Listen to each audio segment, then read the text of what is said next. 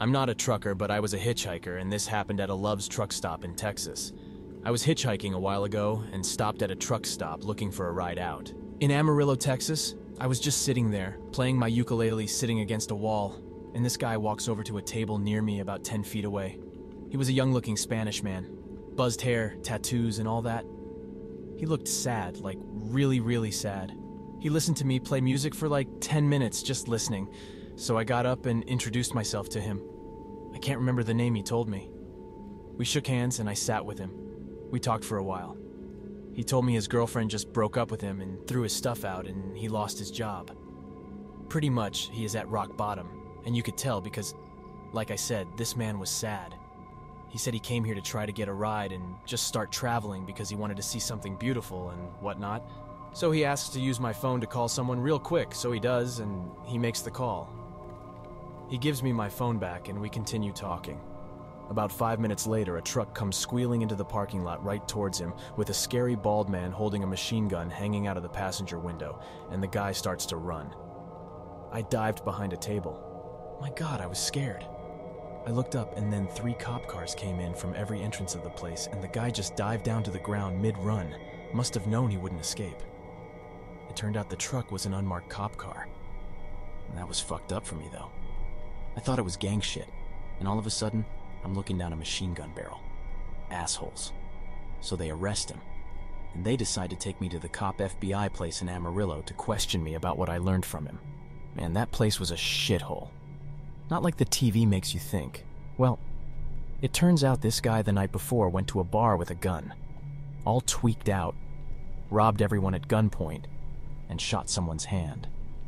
He held up a woman and sexually assaulted her at gunpoint and put his hand in her vagina in the bar and fired the gun right next to her ear, so now she is deaf in that ear. He also shot and killed a British guy who was on a road trip to see his mom who was dying of cancer and decided to stop in Amarillo because of some song he likes. So they tell me this guy is going to be put on death row. I'm just like, holy shit. So while I'm waiting at the station to talk to the cops so they can get my statement, all of a sudden, the door opens. I'm sitting in a chair by the elevator, and in walks the murderer, handcuffed and with 2 cops behind him. So I sort of had no clue how to fucking act. They go up to the elevator and push a button, but they have to wait for it to come down. So the murderer is right in front of me, and he turns to me. This is like a movie scene. It was so fucking intense. He says to me, "Ren, I am sorry I lied to you about who I am. My name is Ray Carlos Cisneros. Please call that number I called and tell them that I am sorry. It's life, you know."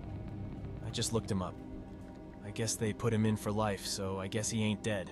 Here's a news story, and I am a pussy. I never called that number back.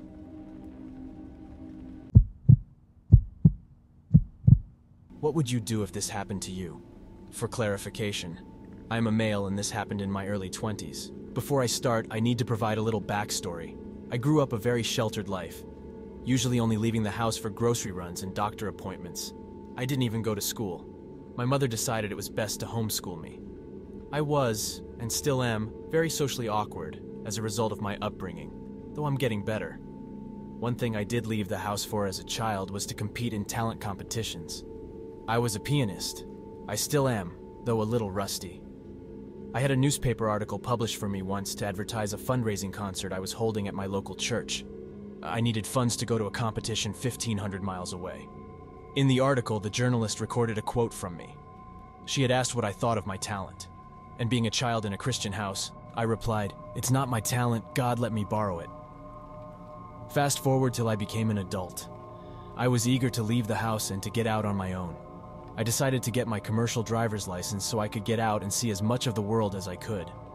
Besides driving long hours and the occasional night of having trouble finding a halfway decent place to park at the end of the day, I enjoyed it. One night I was pulling into a truck stop to park for the night. As I was taking my dog out to do his business, I passed by the truck next to mine. It had its driver's side window down, and the driver was sitting in the driver's seat. He called out to me as I passed him, complimenting that he liked my dog, and asked if he was friendly. I thanked him and informed him that my dog was shy of strangers. Being that I sat in the truck all day without any human interaction, besides the occasional honk and guy flipping me off for being slow, I longed for conversation, and I told him I would be right back. A few minutes later, after putting my dog in my truck, I walked over to talk to my parking spot neighbor. We chatted for a while, him in his chair and I standing on the top step on the side of his truck. After about 20 minutes, he asked me if I noticed that his arm had bumped mine 7 times. My arm was on top of his armrest as I clung to the side of his truck. This surprised me. I had not noticed it at all. Thinking back on it, I believe he was testing to see how situationally aware I was. I told him I had not noticed.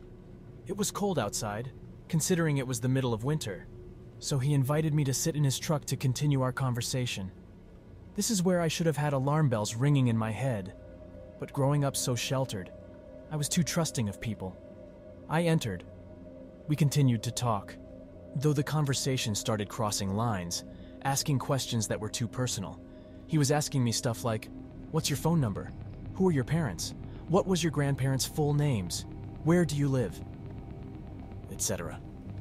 Regretfully, I answered him. Thankfully, I had the sense to at least not give him my address. We had also swapped seats during the conversation. First, he had moved to the passenger seat so I could sit in the driver's seat, but then we swapped to where I was in the passenger seat and he in the driver's seat. The conversation started to take a weird and creepy turn. After all those questions, he asked, "Did you notice that my eyes don't have any color?" His irises were black, just 2 black orbs surrounded by the white of his eyes. I later looking this up on Google, there's apparently a rare condition that causes someone's eyes to be so dark brown that they appear black. This is where I started to feel very uneasy. He started talking about my childhood, and this is where he said something that disturbed me the most. He asked, "Didn't you have a talent as a kid?"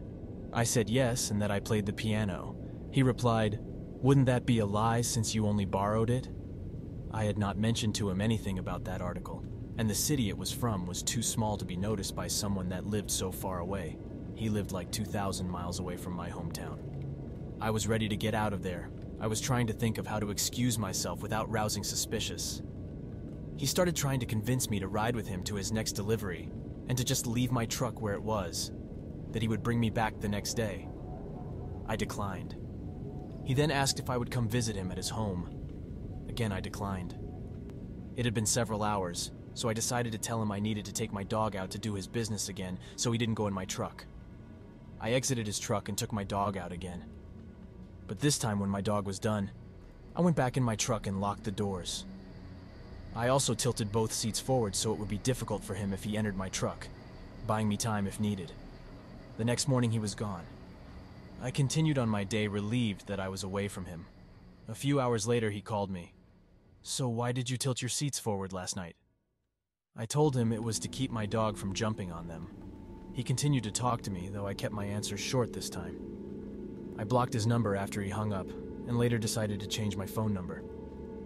I know I was lucky that it didn't go farther than a creepy conversation. I'm more careful now about who I talk to and where I am. Be careful, everyone. Never get into a stranger's vehicle, no matter how friendly and innocent they seem. I've learned my lesson.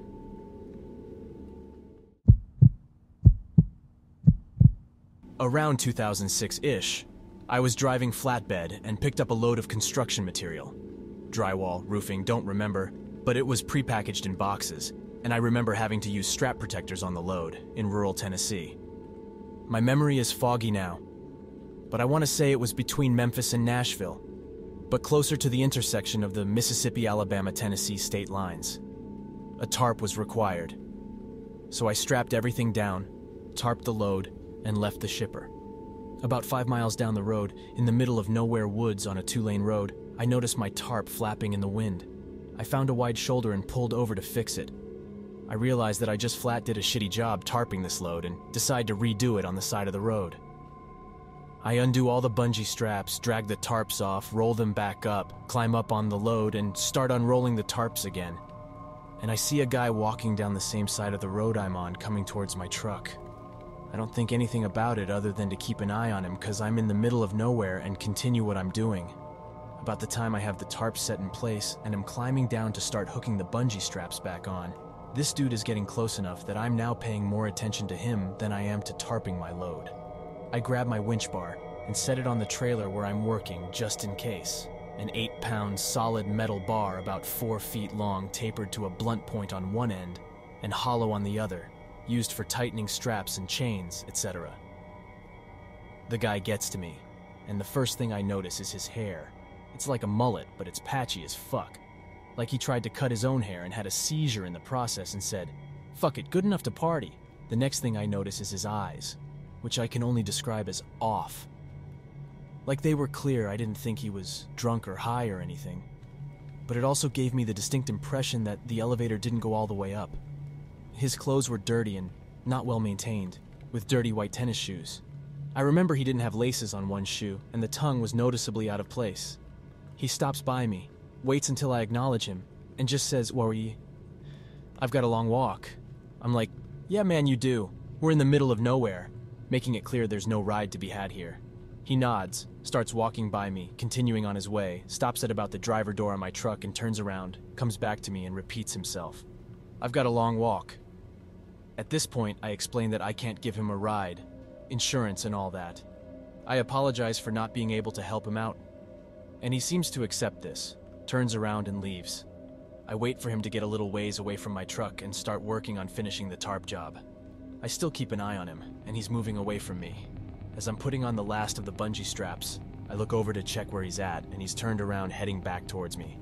Now about 100 yards in front of my truck and coming back my way. It looks like he's talking on a cell phone, has his hand up to his face, and I can barely make out his mouth moving, his other hand waving like he's having a conversation with someone.